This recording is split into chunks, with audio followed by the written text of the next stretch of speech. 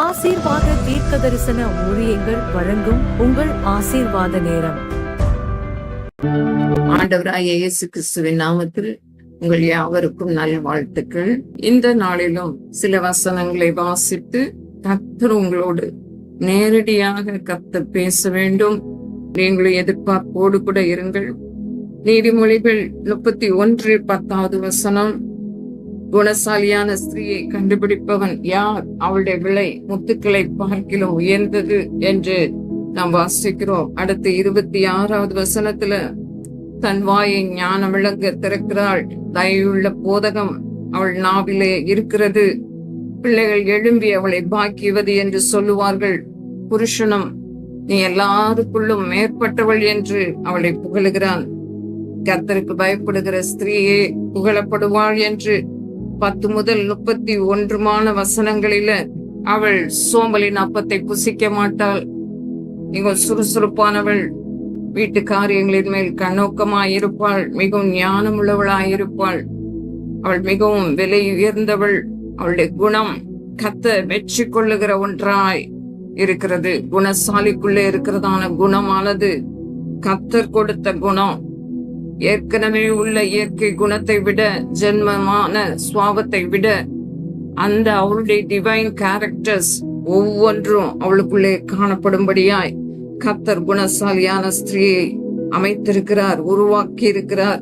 கர்த்தருக்கு பயப்படுகிற ஸ்திரீதான் புகழப்படுவாள் என்று பார்க்கிறோம்.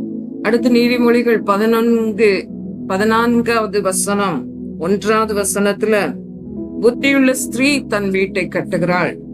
Every wise woman encourages and build up her family என்று பார்க்கிறோம். ஒவ்வொரு புத்தியுள்ள பெண்மணியும் நல் வார்த்தைகளை சொல்லி உற்சாகத்தோடு தன்னுடைய குடும்பத்தை புத்தியோடு புத்திசாலித்தனத்தோடு நடத்துவாளாம். தியான வாழ்வு, ஜப வாழ்வு, அபிஷேக வாழ்வை முக்கியப்படுத்தி கர்த்தருக்கு முதலிடம் கொடுத்து புத்தியுள்ள ஒரு ஸ்திரீயாக ஆவிக்குரிய வாழ்க்கையை கட்டி எழுப்புகிறவளாய் காணப்படுவாள். 1வதாக அன்பு கூர்ந்த ஒரு பெண்மணியை குறித்து வேதத்திலே வாசிக்கிறோம். மத்தேயு 26:6 முதல் 13 வசனங்கள், இயேசு பெத்தானியாவில் குஷ்டரோகியா இருந்த சீமோன் வீட்டில் இருக்கையில் ஒரு ஸ்திரீ விலையேற பெற்ற பரிமள தைலம் உள்ள வெள்ளைக்கல் பரணியை கொண்டு வந்து அவர் போஜன பந்தியில் இருக்கும் போது அந்த தைலத்தை அவர் சிரசின் மேல் ஊற்றினாள். அவருடைய சீஷர்கள் அதை கண்டு விசனமடைந்து, இந்த வீண் செலவு என்னத்திற்கு? இந்த தைலத்தை உயர்ந்த விலைக்கு விற்று தரித்திரருக்கு கொடுக்கலாமே என்றார்கள். அந்த ஸ்ரீ விலையேறப்பெற்ற பரிமள தைலம், நளதம் என்கிறதான தைலம், மிகவும் விலையுயர்ந்த தைலம் என்று வேதம் சொல்லுகிறது. இந்த தைலத்தை ஏன் வீணாய் இப்படி செலவழிக்கிறாள் என்று சொல்லி சீஷர்கள் சொல்லுகிறார்கள். இந்த வீண் செலவு என்னத்திற்கு? இதை தரித்திரருக்கு விற்று கொடுக்கலாமே என்று சொல்லி. அப்பொழுது இயேசு அதை அறிந்தவராக அவர்களை நோக்கி சொல்லுகிறார், இந்த ஸ்திரீயை நீங்கள் தொந்தரவுப்படுத்த வேண்டாம். ஏன் தொந்தரவுப்படுத்துகிறீர்கள்? என்னிடத்தில் அவள் நற்கிரியை செய்திருக்கிறாள். என்னிடத்தில் நற்கிரியை செய்திருக்கிறாள். தரித்திரர் எப்போதும் உங்களிடத்தில் இருக்கிறார்கள், நானோ எப்போதும் உங்களிடத்தில் இரேன் என்று சொல்லுகிறார். மேலும் 12வது வசனம், சரீரத்தின் மேல், என் சரீரத்தின் மேல், என் சிரசின் மேல் ஊற்றினது என்னை அடக்கம் பண்ணுவதற்கு எத்தனமான செய்தியாய் இருக்கிறது. 13ஆம் வசனத்திலே, இந்த சுவிசேஷம் உலகத்தில் எங்கெங்கே பிரசங்கிக்கப்படுமோ அங்கங்கே இவளை நினைப்பதற்காக இவள் செய்ததும் சொல்லப்படும் என்று மெய்யாகவே உங்களுக்கு சொல்லுகிறேன் என்று கர்த்தர் சொல்லுகிறார். கர்த்தர் ஒவ்வொருவரையும் உற்சாகப்படுத்தும்படியாய் ஆண்டவர் விரும்புகிறார். உங்கள் ஒவ்வொருவரையும் உற்சாகப்படுத்தி, ஊக்கப்படுத்தி, ஆர்வப்படுத்தி, உங்களை அன்பான வார்த்தைகளை கொண்டு, தைரியப்படுத்துகிற வார்த்தைகளை கொண்டு உங்களோடு பேசிக்கொண்டே இருப்பார். நீங்கள் கவனித்து கேட்கும் பொழுது, உங்களுக்கென எடுத்துக்கொள்ளும் பொழுது இது உங்களுக்கு ஆசீர்வாதமாகவே இருக்கும். கானானிய ஸ்திரீயின் விசுவாசத்தை குறித்து பாராட்டினார். இந்த அன்பு கூர்ந்த ஸ்திரீயை குறித்து ஆண்டவர் பாராட்டின சொல் என்னவென்றால், இவள் மிகவும் அன்பு கூர்ந்தாளே என்று சொல்லி பாராட்டினார், மெச்சிக்கொண்டார். இவள் செய்த அநேக பாவங்கள் மன்னிக்கப்பட்டது என்று சொல்லியும் சொல்லுகிறார். சீமோன் வீட்டிலே இயேசு பந்தி இருந்தார், ஆனால் சீமோன் வரவேற்கவில்லை. பரிமள தைலம் அவளுடைய சிரசின் மேல் ஊற்றவில்லை. பாதத்துல கண்ணீர் சிந்தினவள் என்று பார்க்கும் பொழுது இந்த பாவியான ஸ்திரீயை தான் பார்க்க முடிகிறது. கர்த்தர் அதை பார்த்தார். அந்த பாவியான ஸ்திரீருடைய கண்ணீர் பாதத்திலே வந்து கண்ணீர் வடித்த அந்த ஸ்திரீ பாதங்களை ஓயாமல் முத்தம் செய்தாள் என்று சொல்லி பார்க்கிறோம். அவள் உண்மையாகவே மெய் மனஸ்தாபத்தோடு கண்ணீர் விட்டதை பார்க்கிறோம். அவருக்கு பின்னால நின்று அழுது கொண்டு அவருடைய பாதத்தை துடைத்தாள். அவளுடைய அன்பு இயேசு கிறிஸ்து பார்த்தார். அவளுக்கு நன்றாக தெரிந்தது, யார் என்னை நேசிக்கிறார்கள், யார் என்னை நேசிப்பதில் குறைவு என்று சொல்லி அவர் எல்லாவற்றையும் தூரத்திலிருந்து பார்க்கிறார். உங்களையும் கூட கர்த்தர் பார்த்து கொண்டிருக்கிறார். உண்மையாகவே நாம் நேசிக்கிறோமா? உள்ளத்தின் ஆழத்திலிருந்து கர்த்தரை நேசிக்கிறோமா? நாம் தேவனுக்கேற்ற துக்கத்தோடு மெய் மனஸ்தாபத்தோடு மனம் திரும்ப விருப்பத்தோடு கர்த்தரிடத்துல நம்முடைய பாரத்தை ஊற்றி விடுவோம் என்றால் கர்த்தர் ஆதரிக்கிறவராய் நம் வாழ்க்கையில இருந்தார். உங்கள் வாழ்க்கையிலும் இருந்திருக்கிறார். கர்த்தர் மேலே நீங்க உண்மையான ஒரு துக்கத்தோடு, தேவனுக்கேற்ற துக்கம், அது மனம் திரும்புதலை உண்டாக்கும். லௌகிய துக்கமோ மரணத்தை உண்டாக்குகிறது என்று சொல்லி பார்க்கிறோம். தேவனுக்கேற்ற துக்கத்தோடு அந்த மனம் திரும்புதலின் கண்ணீரை, மெய் மனஸ்தாபத்தின் கண்ணீரை ஆண்டவர் பார்த்தார். உங்களிலும் கர்த்தர் மெய்யான ஒரு மனம் திரும்புதலை உண்டு பண்ண விரும்பி இந்த நாளிலே உங்களோடு இடைப்பட்டு கொண்டிருக்கிறார். கர்த்தர் அந்த இடத்துல இவள் மிகவும் அன்பு கூர்ந்தாள் என்று சொல்லுவதற்கு முன்பதாகவே இவள் செய்த அநேக பாவங்கள் மன்னிக்கப்பட்டது என்று சொல்லுகிறார். 26 12வது வசனம், என் சிரசில் ஊற்றின இந்த தைலமானது என்னை அடக்கம் பண்ணுவதற்கு எத்தனமான செய்கை. இந்த சுவிசேஷமாவது என்ன? இயேசு கிறிஸ்து நமக்காக மரித்தார், நமக்காக ரத்தம் சிந்தி மரித்தார், 3ஆம் நாள் உயிரோடு எழுப்பினார். சரீரம் அடக்கம் பண்ணப்படும் பொழுது முன் அடையாளமாக அதற்கு எத்தனமான செய்கையாய் இருக்கிறது என்று சொல்லி அதையும் வெளிப்படுத்தி சொன்னார். ஆதலால் இந்த இடத்துல இந்த ஸ்ரீ செய்ததான செய்கை சுவிசேஷம் எங்கெங்கே பிரசங்கிக்கப்படுமோ அங்கெல்லாம் இவள் செய்ததும் கூட சொல்லப்படும் என்று சொல்லி இயேசு கிறிஸ்து மெய்யாகவே உங்களுக்கு சொல்லுகிறேன் என்றார். இன்னமும் சுவிசேஷம் உலகத்தில் எங்கெங்கே சொல்லப்பட வேண்டுமோ அங்கெங்கே சொல்லப்படும் என்பதுல சந்தேகமே இல்லை. நாம் சொல்லுவதற்கு தயாராக இருக்கிறோமா? சுவிசேஷம் சமயம் வாய்த்தாலும் வாய்க்காவிட்டாலும் சுவிசேஷ வசனத்தை நீ பிரசங்கம் பண்ணு என்று வேத வசனம் சொல்லுகிறது. நாம் மிகவும் ஞானமாக சத்திய வார்த்தைகளை, உண்மையான வார்த்தைகளை, நம்மை ரட்சித்த வார்த்தைகள், நம்மை தொட்ட வார்த்தைகள் உண்டு, நம்மை ஆறுதல் படுத்தின வார்த்தைகள் உண்டு. அதை நாம் சாட்சியாக அறிவிக்க வேண்டியது அவசியமாயிருக்கிறது. கர்த்தர் ஒரு நாளிலே என்னையும் தம்முடைய அன்பினாலே சந்தித்தார், ரட்சித்தார். நான் படித்துக் கொண்டிருந்த பொழுது கர்த்தர் என்னை அற்புதமாக தரிசனத்தின் மூலமாக கர்த்தர் என்னை நேர்முகமாக சந்தித்து என்னை ரட்சித்தார், அபிஷேகித்தார், பயனுள்ள ஒரு பாத்திரமாக மாற்றினார். உங்களிலும் அநேகர் பயனுள்ளவர்களாய் இருக்கிறீர்கள். அநேக பெண்கள் பார்த்து கொண்டிருக்கிறீர்கள், கேட்டுக்கொண்டிருக்கிறீர்கள். கர்த்தர் உங்களையும் இப்பொழுது தம்முடைய மிகுந்த அன்பினாலே உங்களை தெரிந்து கொள்ள வேண்டும் என்ற விருப்பத்தோடு உங்களோடு இடைப்பட்டு கொண்டிருக்கிறார். முந்தி உங்களிடத்துல ஏற்கனவே அன்பு கூர்ந்தார். ஒருவரும் கெட்டு போவது தேவனுடைய சித்தம் அல்ல, எல்லாரும் மனம் திரும்ப வேண்டும் என்று அவர் சித்தமுள்ளவராயிருக்கிறார். இந்த நாளிலும் கூட இந்த சுவிசேஷ வார்த்தை, உங்களை ரட்சிக்கிற வார்த்தை, உங்களை சந்திக்கிற வார்த்தை, இது கிருபையின் வார்த்தை, உங்களுக்கு உற்சாகத்தை மூட்டுகிற நல் வார்த்தையாய் ஆண்டவர் அனுப்பி கொண்டிருக்கிறார். ஒரு கானானிய ஸ்திரீ, ஆண்டவரை அறியாத பெண், இயேசு கிறிஸ்துவிடத்திலே வந்து என் மகளை சுகமாக்கும் என்று சொல்லி வேண்டிக் கொண்டாள். பிசாசினாலே கொடிய வேதனைப்படுகிறாள் என்று. அப்பொழுது இயேசு, முந்தி பிள்ளைகள் திருப்தி அடைய வேண்டும், நாய்க்குட்டிகளுக்கு போடுகிறது நல்லது அல்ல என்று சொல்லி, ஆனாலும் அவள் சொன்னாள், தொடர்ந்து சொன்னாள், மேஜையில் இருந்து விழும் துணிக்கைகளை நாய்க்குட்டிகள் தின்னுமே என்று சொல்லி. அப்பொழுது இயேசுவானவர் ஸ்திரீயை பார்த்து சொன்னார், ஸ்திரீயே, உன் விசுவாசம் பெரியது, நீ விரும்புகிறபடி உனக்கு ஆக கடவது என்றார். அந்த நாளிகையிலே பிசாசு நீங்கி பிசாசு புறப்பட்டு போனது. அவள் மிகவும் ஆரோக்கியத்தை அடைந்தாள் என பார்க்கிறோம். அன்பை பாராட்டுகிறார், விசுவாசத்தை பாராட்டுகிறார். உங்களுடைய குணசாலித்தனத்தை, புத்திசாலித்தனத்தை கர்த்தர் பார்க்கிறார். அதுல மிகவும் கவனம் உள்ளவராயிருக்கிறார். கர்த்தருக்கு பயப்படுகிற ஸ்திரீ அந்த மரியாதைக்குரிய பயபக்தியோடு, பக்தி வேஷம் அல்ல, தேவனுக்கு ஏற்ற பக்தி, ஒரு பிரயோஜனமான பக்தி நமக்குள்ளே காணப்பட வேண்டியது அவசியம். மத்தேயு 12வது அதிகாரத்துல 41 முதல் 44 வரை பார்க்கும் பொழுது, ஒரு விதவை காணிக்கை பட்டியலே வந்து காணிக்கை போடுவதை இயேசுவானவர் பக்கத்திலே அமர்ந்து பார்த்து கொண்டிருந்தார். எல்லாரும் போடுகிறதை பார்த்தார். ஆனால் அந்த விதவையோ ஒரு துட்டுக்கு சமமான 2 காசை தன்னுடைய வறுமையிலிருந்து தன் ஜீவனத்துக்கு உண்டாயிருந்ததெல்லாம் போட்டுவிட்டாள் என்று அவர் கண்டு கொண்டார். அவருக்கு வெளிப்பட்டது. உடனே அவர் சொல்லுகிறார், எல்லாரை பார்க்கிலும் இந்த பெண் அதிகமாய் போட்டாள் என்று பாராட்டுகிறார். கர்த்தர் ஒரு சின்ன காரியத்தை கூட உங்கள் வாழ்க்கையில பாராட்டும்படிக்கு, உற்சாகப்படுத்தும்படிக்கு இந்த வேளையிலே வார்த்தைகளை கொடுத்து கொண்டே இருக்கிறார். நீங்கள் ஒருவேளை சொல்லலாம், என்னை விசாரிப்பது யார் உண்டு, என்னை உற்சாகப்படுத்துவதற்கு யார் இருக்கிறார்? ஆனால் ஆண்டவர் சொல்லுகிறார், மாம்சம் பலவீனம் உள்ளது, ஆவியோ உற்சாகம் உள்ளது.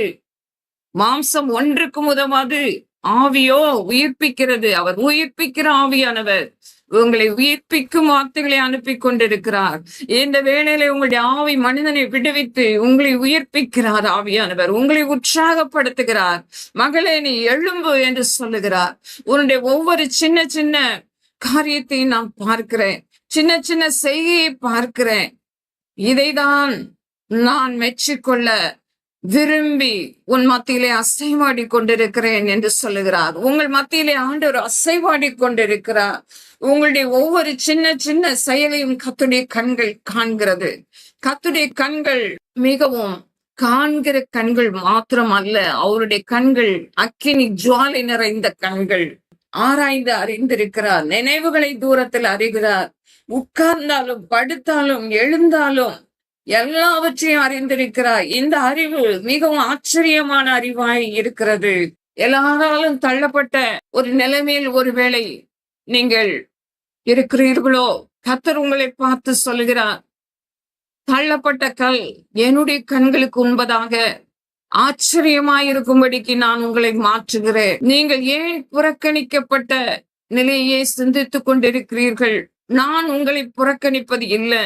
தேவனுக்கு ஏற்கும் பலி நொறுங்குண்ட ஆவிதான், நொறுங்குண்ட நறுங்குண்ட இருதயத்தை நான் புறக்கணிக்க மாட்டேன் என்று ஆவியானவர் திருவுளம் பற்றுகிறார். மேலும் ஆண்டவருடைய பாதங்களை தெரிந்து கொண்ட மரியாளை குறித்து பார்க்கிறோம். லூக்கா 10வது அதிகாரம் 39 முதல் 42 வரையும் உள்ள வசனங்களை வாசிக்கும் பொழுது, மரியாள் ஆண்டவருடைய பாதத்துல ஆண்டவருடைய வசனத்தை போய் கேட்டுக்கொண்டிருந்தாள் என்று சொல்லி பார்க்கிறோம். மார்த்தாள் பற்பல காரியங்களை குறித்து கவலைப்பட்டு கலங்கி அந்த காரியத்துல ஈடுபட்டு கொண்டிருந்தாள். மரியாளோ தன்னை விட்டு எடுபடாத நல்ல பங்கை தெரிந்து கொண்டாள். நல்ல பங்கை தெரிந்து கொண்டாள், பாதத்தை தெரிந்து கொண்டாள் என்று சொல்லி பார்க்கிறோம். மரியாள் தன்னை விட்டு எடுபடாத நல்ல பங்கை, தேவையான ஒன்றை அவள் தெரிந்து கொண்டாள் என்று சொல்லி இந்த இடத்துல அவளை குறித்ததான சாட்சியை பார்க்கிறோம். இன்றைக்கும் கர்த்தர் உங்களை குறித்து நற்சாட்சி சொல்ல வேண்டும் என்று விரும்புகிறார். உங்களை புகழ வேண்டும் என்றால், உங்களை அவர் மெச்சிக்கொள்ள வேண்டும் என்றால், அந்த ஸ்தானத்திலே காணப்பட வேண்டியது அவசியமாக இருக்கிறது. கர்த்தரிடத்திலே இந்த ஒரே ஒரு வாழ்வு நீங்கள் ஒப்பு கொடுத்து விடுங்கள். கர்த்தர் உங்களை அவருக்கு பிரியமானவர்களாக மாற்றுவார். என் பிரியமே, உத்தமியே, நீ ரூபவதி, உன்னிலே பழுதொன்றும் இல்லை என்று சொல்லி அவர் அழைக்க விரும்புகிறார். ஏன் குற்ற உணர்வோடு கூட வாழ்ந்து கொண்டிருக்கிறீர்கள்? உங்களுடைய தோல்வி மனப்பான்மையை, தாழ்வு மனப்பான்மையை கர்த்தர் இந்த வேளையில எடுத்து போடுகிறார். நீங்கள் இப்பொழுதே விசுவாசிக்கிறபடினாலே இப்பொழுதே நீங்க விடுதலை பெற்றுக் கொள்றீங்க. உங்களுக்குள்ள அந்த கில்ட்டி கான்சியன்ஸ் அவர் எடுத்து போடுகிறார். அந்த குற்ற உணர்வை எடுத்து போடுகிறார். உங்களுடைய மனசாட்சியை சத்த கிரியைகளாக அவருடைய ரத்தம் இப்பொழுதே சுத்திகரித்துக் கொண்டிருக்கிறது. அவருடைய ரத்தத்தின் வல்லமை உங்களை பாவங்களாக சுத்திகரிக்கிறது. எல்லா அநியாயங்களையும் மீறுதல்களையும் அவர் மன்னித்து உங்களை சுத்திகரிப்பதற்கு அவர் உண்மை உள்ளவராய் நீதி உள்ளவராய் இருக்கிறார். உங்கள் பாவங்களை நீங்கள் அறிக்கையிடும் பொழுது அவர் உங்கள் பாவங்களை மன்னித்து உங்களுக்கு இரக்கத்தை கட்டளையிடுவார். கட்டாயம் உங்களுக்கு தயவு உண்டாயிருக்கும். அவருடைய கண்கள்ல உங்களுக்கு இரக்கம் மீண்டும் மீண்டும் உண்டாகும். அந்த ஸ்திரீயை பார்க்கும் பொழுது மனதுருகினார். கர்த்தர் மனதுருகினார். அவருடைய கண்ணீரை பார்க்கும் பொழுது உண்மையாகவே அவருக்குள்ளே பாவி என்று சொல்லும் பொழுது அந்த நாட்கள்ல கல்லறியப்படுவதிலிருந்து அவள் தப்பினாள். அதனால அந்த நன்றி கண்ணீர் அவளுக்கு இரக்கத்தை கொண்டு வந்தது. பாவத்தின் தண்டனை மரணம் என்று சொல்லி பார்க்கிறோம். பாவம் செய்கிற ஆத்துமா சாகும் என்று சொல்லி பார்க்கிறோம். அவள் தேவனுடைய பட்சத்தை பார்த்தாள், தயவை பார்த்தாள் என்று சொல்லி பார்க்கிறோம். அடுத்து பழைய ஏற்பாட்டிலே ரூத் என்ற ஒரு பெண்மணி, 1வது அதிகாரம் 16வது வசனம். அதற்கு ரூத், உம்மை பின்பற்றாமல் உம்மை விட்டு திரும்பி போவதை குறித்து என்னோட பேச வேண்டாம் என்று அவள் மாமியாரிடத்திலே ரூத் சொல்லிக் கொண்ட இந்த வசனம். நீர் போகும் இடத்திற்கு நானும் வருவேன், நீர் தங்கும் இடத்திலே நானும் தங்குவேன். உம்முடைய ஜனம் என்னுடைய ஜனம், உம்முடைய தேவன் என்னுடைய தேவன். அவள் தன்னோட கூட வர மன உறுதியாய் இருக்கிறதை அந்த நகோமி கண்டுபிடித்தாள். அப்புறம் அதை குறித்து அவளோட ஒன்றும் பேசவில்லை என்று சொல்லி பார்க்கிறோம். இருவரும் அப்படியாக பெத்லகேம் மட்டும் நடந்து போனார்கள். பெத்லகேமுக்கு வந்த போதோ ஊரார் எல்லாரும் அவர்களை குறித்து ஆச்சரியப்பட்டு இவள் நகோமியோ என்று பேசிக் கொண்டார்கள். உடனே அவள், நீங்கள் என்னை நகோமி என்று சொல்லாமல் மாறாள் என்று சொல்லுங்கள், சர்வ வல்லவர் எனக்கு மிகுந்த கசப்பை கட்டளையிட்டார் என்று. இந்த மாறாள் என்ற எபிரேய வார்த்தைக்கு கசப்பு என்று அர்த்தம். ஆனால் நகோமி என்பதற்கு இனிமையானவள் என்று அர்த்தம். ஆதலால் அவள் அப்படி சொல்லுகிறாள். ஏனால் அவளுடைய வாழ்க்கையில நடந்த சில துயரமான சம்பவங்களை முன்னிட்டு அவள் அப்படி சொல்லுகிறாள். மேலும் அவள் தன்னோட கூட மன உறுதியாய் இருந்தாள். என்னுடைய ஜனம் உன்னுடைய தேவன் என்னுடைய தேவன் என்று சொல்லி நகோமியின் தேவனை அவள் ஏற்றுக்கொண்டதை பார்க்கிறோம்.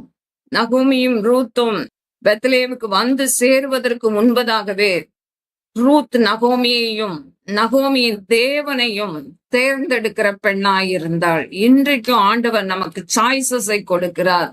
நம்முடைய தேர்ந்தெடுப்பு, தெரிந்தெடுத்தல், கர்த்தர் நம்மையெல்லாம் அநாதி தீர்மானத்தின்படி தேர்ந்தெடுத்தார். உலக தோற்றத்திற்கு முன்பதாகவே நான் உங்களை தெரிந்து கொண்டேன் என்று சொல்லுகிறார். நீங்கள் என்னை தெரிந்து கொள்ளவில்லை, நான் உங்களை தெரிந்து கொண்டேன் என்று சொல்லுகிறார். ஆனால் சில ஆண்டுடைய சித்தம் என்று பார்க்கும் பொழுது நமக்கே ஆண்டவர் நன்மை தீமை இன்னதென்று பகுத்தறியத்தக்கதாக அவருடைய பரிபூரண சித்தத்தை அறியும்படிக்கு ஆண்டவர் நமக்குள்ளே அந்த பகுத்தறிவை கொடுத்திருக்கிறார். நகோமி சிந்தித்து பார்த்தவளாக அவளை அனுப்பிவிட நினைத்தாள்.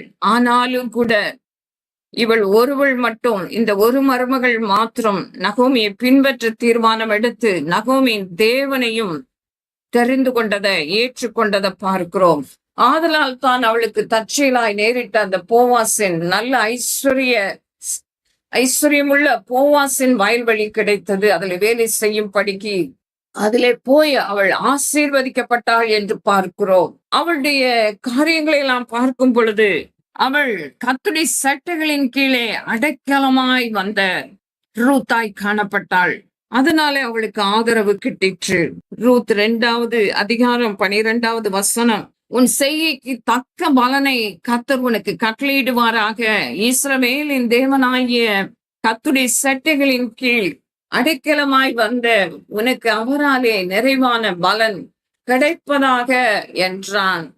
மேலும் கர்த்தருடைய கூடாரம், கர்த்தருடைய சட்டைகளின் கீழ், அவருடைய சட்டைகளின் கீழ் ஒவ்வொருவரும் அடைக்கலமாய் வந்து தங்குவது மிகவும் தேவை.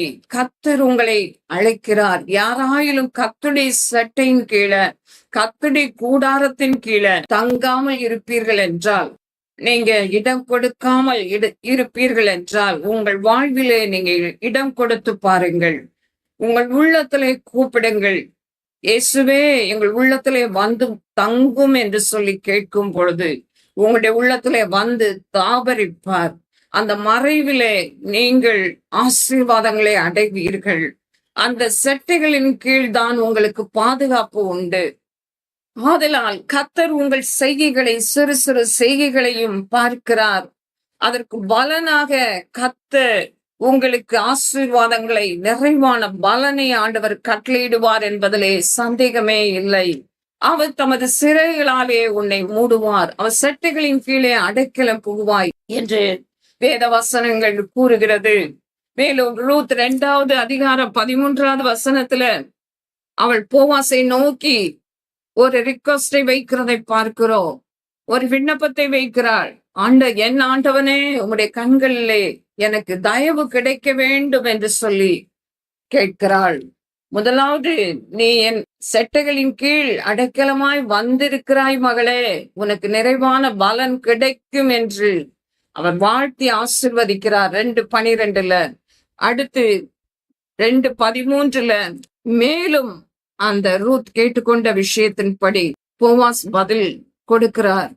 அதற்கு முன்பதாக, மிகவும் பட்சமாய் பேசினீரே, எனக்கு ஆறுதல் சொன்னீரே, நான் உம்முடைய வேலைக்காரிகளில் ஒருத்திக்கும் நான் சமானமாய் இராவிட்டாலும் கூட நீர் எனக்கு ஆறுதல் சொன்னீர், என்னோடு பட்சமாய் பேசினீரே என்றாள். ரூத் அதை கண்டு கொண்டாள், அதை உணர்ந்தாள். அந்த ஆறுதல் அவளுக்கு மிகவும் அற்புதமாயிருந்தது. அவள் பட்சமாய் அந்த போவாஸ் பேசினது அவளுடைய உள்ளத்துக்கு இதமாயிருந்தது. இது போல கர்த்தர் நம்மோடு பட்சமாய் பேசுகிற கர்த்தர், உங்கள் பட்சத்திலே இருக்கிறேன் என்று சொல்லுகிறார். யாரு உங்களுக்கு விரோதமாக எதிர்த்து நிற்க முடியும்? கர்த்தர் உங்களுடைய தேற்றரவாளனாய் மாற விரும்புகிறார். உங்களுக்கு ஆறுதல் சொல்லி உங்களை தேற்றி ஆற்றி பலப்படுத்துகிற கர்த்தர். அவர் தேற்றரவாளனின் ஆவியானவர். பரிசுத்த ஆவியானவர் உங்களிடத்திலே வரும் பொழுது, சத்திய ஆவியானவர் உங்களிடத்திலே வரும் பொழுது நீங்கள் பலனடைந்து சாட்சிகளாய் இருப்பீர்கள். அதோடு கூட நீங்கள் தேற்றரவு பண்ணப்படுவீர்கள். அந்த தேற்றரவாளன் உங்களுக்குள் வந்து வாசம் பண்ணுவார், என்றென்றைக்கு உங்களோடு தங்கி இருப்பார். சகல சத்தியங்களின் குறித்து உங்களுக்கு போதிப்பார், உங்களுக்கு நினைப்பூட்டுவார்.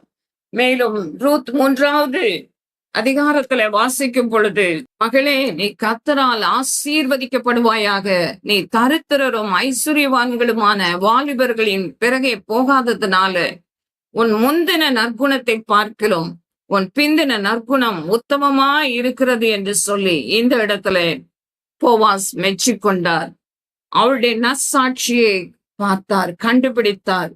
ரூத் 3வது அதிகாரம் 10வது வசனம். மேலும் அவர் சொல்லுகிறார், நீ பயப்படாதே மகளே, நான் உனக்கு வேண்டியபடியெல்லாம் செய்தேன். நீ குணசாலி என்பதையும் நான் அறிந்திருக்கிறேன். என் ஜனம், இந்த ஊரார் எல்லாருமே அறிவார்கள் என்று சொல்லி 3:11வது வசனத்துல வாசிக்கிறோம். இதிலிருந்து நாம் உங்களுடைய வாழ்க்கையில நீங்க எடுத்துக்கொள்ள வேண்டிய காரியங்கள் என்னவென்றால், பரிசுத்த ஆவியானுடைய அந்த தேற்றரவாளனின் இளைப்பாறுதல் என்று சொன்னாலும் அநேகர் கேட்க மாட்டோம் என்கிறார்கள். ஆனாலும் இளைத்தவனை இளைப்பாற பண்ணத்தக்க இளைப்பாறுதல் அவர் ஒருவரே. சமயத்துக்கேற்ற வார்த்தைகளை சொல்லும்படிக்கு கர்த்தர் கல்விமானின் நாவை தந்தருளுகிறார். பிரயோஜனமான வார்த்தைகளை உங்கள் வாயிலே வைப்பாராக. பரிசுத்த ஆவியானவர் உங்களுக்குள்ளே தங்கி இருக்கிறத கிறிஸ்துவுக்குள் நீங்கள் யார் என்று அறிக்கையிடுங்கள். கிறிஸ்துவுக்குள் நீங்கள் யாராய் இருக்கிறீர்கள், யாராய் இருக்க விரும்புகிறீர்கள்? கிறிஸ்துவுக்குள் நீங்கள் வெற்றியாளர்கள், சாதனையாளர்கள், கிறிஸ்துவுக்குள்ளாக நற்சாட்சி உடையவர்களாய் இருக்கிறீர்கள். கிறிஸ்துவுக்குள் சகலவித ஆசீர்வாதத்தினாலும் அவர் உங்களை ஆசீர்வதித்திருக்கிறார். கிறிஸ்துவுக்குள்ளாக நீங்கள் வெற்றி சிறந்தவர்கள். கிறிஸ்துவுக்குள்ளாக அவர் உங்களுக்குள்ளே மகிமை நம்பிக்கையாக அவர் வாசம் பண்ணுகிறார். இதை விசுவாசித்து அறிக்கையிட்டுக் கொண்டே இருங்கள். கர்த்தர் உங்களுக்குள்ளாக இருக்கிறதை நீங்கள், கிறிஸ்துவுக்குள் நீங்கள் யார் என்பதை நீங்கள் முதலாவது கண்டுகொள்ளும்படிக்கு கர்த்தர் உங்கள் பார்வையை இப்பொழுதும் திருப்புகிறார், உங்கள் கவனத்தை திருப்பிக் கொண்டிருக்கிறார். கிறிஸ்துவுக்குள்ளாக நீங்கள் தயவு பெற்றுள்ளீர்கள். கிறிஸ்துவுக்குள்ளாக ஆறுதல், கிறிஸ்துவுக்குள்ளாக தேறுதல், கிறிஸ்துவுக்குள்ளாக பட்சம், கிறிஸ்துவுக்குள்ளாக தயவு, கிறிஸ்துவுக்குள்ளான கிருபைகள், கிறிஸ்துவுக்குள்ளாக வரங்கள், கிறிஸ்துவுக்குள்ளாக ஞானம் என்று சொல்லி பார்க்கிறோம். அந்த குணசாலியான ஸ்திரீயை எடுத்துக்கொள்ளும் பொழுது அவளுக்குள்ளே அன்பு இருந்தது. கிறிஸ்துவின் அன்பு, அவளுடைய கரிசனை எல்லாம் காணப்பட்டதை பார்க்கிறோம். அவள் கரிசனை மிக்கவளாயிருந்தாள். கிறிஸ்துவுக்குள்ளாக கரிசனை, கிறிஸ்துவுக்குள்ளாக ஆறுதல், தேறுதல், கிறிஸ்துவுக்குள்ளாக ஒரு மிகவும் திறமை வாய்ந்த விஸ்டம், கிறிஸ்துவுக்குள்ளாக ஆலோசனைகள், கிறிஸ்துவுக்குள்ளாக அறிவுரைகள் என்று சொல்லி பார்க்கிறோம். மேலும் பொதுவாக பெண்களை எடுத்துக்கொள்ளும் பொழுது அன்பு, அவங்களுடைய வேலைகள் சுறுசுறுப்பான வேலைகள், கரிசனை உள்ளவர்களாயிருப்பவர்கள் பெண்கள். அவங்களுக்குள்ள சேரிட்டி காணப்படும். அவங்களுடைய ஸ்பீச்ல பார்க்கும் பொழுதும் கூட ஞானம் விளங்க தன்னுடைய வாயை திறப்பார்கள். புகழுகிற இடத்துல, எப்பொழுது மெச்சி கொள்ளுகிற இடத்துல அவங்க காணப்படுவார்கள். அந்த ஸ்தானத்தை அவங்க யாருக்கும் விட்டு கொடுக்கவே மாட்டார்கள். நீங்களும் கர்த்தரால் புகழப்படுகிற இடத்துல வந்து விடுங்கள். கர்த்தர் உங்களை அன்பாய் அழைக்கிறார். கன்னிமரியாளுடைய வீட்டுல தேவதூதன் பிரவேசித்து 1:27, 28 வசனங்கள்ல கர்த்தர் உன்னுடனே இருக்கிறார், மகளே ஸ்திரீகளுக்குள்ளே நீ ஆசீர்வதிக்கப்பட்டவள் என்று சொல்லி தேவதூதன் வாழ்த்துகிற இடத்துல அந்த கன்னிகை காணப்பட்டாள். தேவனாலே அனுப்பப்பட்ட தேவதூதன் மூலமாக அந்த மெசேஜை அவள் பெற்றுக்கொண்டாள். நீங்களும் கர்த்தருடைய மெசேஜை இப்பொழுது பெற்றுக் கொண்டிருக்கிறீர்கள். கிருபை பெற்றவளே வாழ்க. ஆண்டவர் ஒவ்வொருவரையும் கிறிஸ்துவுக்குள்ளாக நீங்க கிருபை பெற்றிருக்கிறீங்க. கிறிஸ்து இயேசுவுக்குள்ளாக கிருபை உங்களுக்கு அளிக்கப்பட்டிருக்கிறது. சுவிசேஷத்தை அறிவிக்கும்படியான கிருபை அளிக்கப்பட்டிருக்கிறது. பெண்கள் எழும்புவதற்கு ஆண்டவர் இப்பொழுதும் உதவி செய்வாராக. கிறிஸ்து இயேசுவுக்குள்ளாக நீங்க எழுப்பி பிரகாசிக்க முடியும் என விசுவாசியுங்கள். கிறிஸ்து இயேசுக்குள்ளாக நீங்க நற்சாட்சி பெற்ற பெண்களாக, பாராட்டுக்குரிய ஒரு பெண்களாக, கர்த்தரால் புகழப்படுகிற ஸ்தானத்துல ஆண்டவர் உங்களை நிறுத்த விரும்புகிறார். ஸ்திரீகளுக்குள்ளே நீங்க ஆசீர்வதிக்கப்பட்டவர்களாய் இருக்க முடியும். எல்லாருக்குள்ளும் மேற்பட்டவர்களாய் கர்த்தர் உங்களை மாற்ற விரும்புகிறார். ஜெபிக்கிற பெண்மணிகளாய் இருக்கும்படியாக கர்த்தர் உங்களை மாற்ற விரும்புகிறார். எஸ்தருக்குள்ளே அப்படிப்பட்டதான வேண்டுதல் இருந்தது. அவங்க முற்றிலுமாக கர்த்தருக்காக தியாக உணர்வோடு கூட ஜெபிக்கிற ஒரு பெண்மணியாய் இருந்தாங்க. உபவாசித்து ஜெபம் பண்ணினாங்க. மற்றவங்களுடைய பிரச்சனைகள்ல அவங்க எப்படி என்று சொல்லி அவங்க பார்க்காம இல்ல, அவங்க குலம் அழிகிறத அவங்க கண்டாங்க. நீங்களும் கூட இப்பொழுதும் விக்கிரகம் நிறைந்த பட்டணங்களை நம்முடைய தேவன் எப்படி பார்க்கிறார், இந்த சூழ்நிலைகளை எப்படி பார்க்கிறார், இதற்கு தீர்வு என்ன, இதை தியானித்து ஆண்டவரே உங்க பார்வையை எங்களுக்கு தாங்கப்பா என்று சொல்லி இப்பொழுதும் கிறிஸ்து நல்ல ஒரு வேதாகம மன்றாட்டு வீரராய் இருந்தது போல, எஸ்தர் ஒரு மன்றாட்டு வீராங்கனையா இருந்தது போல இன்னும் அநேக காரியங்களை நம்ம பார்க்க முடியும். உங்கள் ஒவ்வொருவரையும் கர்த்தர் பரிந்து பேசுகிற பெண்களாக, ஜெபிக்கிற பெண்களாக மாற்ற விரும்புகிறார். மன்றாடின ஜெபங்களை எல்லாம் நாம் பார்த்து நமதாக்கி கொண்டு ஜெபிக்க அப்படியாக பழகுவோம். ஸ்தோத்திரம் தகப்பனே, எங்களை நேசிக்கிற நல்ல பிதாவே உமக்கு நன்றி. கர்த்தர் ஒவ்வொருவர் மேலும் அன்பா இருக்கிறதற்காக ஸ்தோத்திரம், பட்சமா இருந்ததற்காக ஸ்தோத்திரம், வார்த்தைகளை அனுப்பி ஒவ்வொருவரையும் தொட்டதற்காக, விடுவித்ததற்காக, ஆசீர்வதித்ததற்காக உமக்கு நன்றி அப்பா. தீர்க்க தரிசன வார்த்தைகள் ஆவியானவராலே ஆண்டவரை ஏவப்பட்டு பேசப்பட்ட வார்த்தைகள் ஒவ்வொன்றும் ஆம் என்றும் ஆமேன் என்றும் ஒவ்வொரு வாழ்விலும் இருக்கிறதற்காக நன்றி. ஒவ்வொருவரையும் ஆண்டவரை நீ அற்புதமாய் மாற்றினதற்காக ஸ்தோத்திரம். அற்புத சுகத்தை நீங்க மனதுருகி கொடுத்து விட்டதற்காக ஸ்தோத்திரம். அற்புதமான ரட்சிப்பை கட்டளையிட்டு விட்டதற்காக ஸ்தோத்திரம். ஒவ்வொருவரை மன்றாடுகிற பெண்களாய், ஜெபிக்கிற பெண்களாய் இன்னும் தொடர்ந்து எழும்பி பிரகாசிக்கும்படிக்கு ஒவ்வொருவரும் ஆண்டவரை இப்பொழுதே மாற்றப்பட்டார்கள் என்று விசுவாசித்து தேவனை ஆண்டவரை மகிமைப்படுத்துகிறேன்.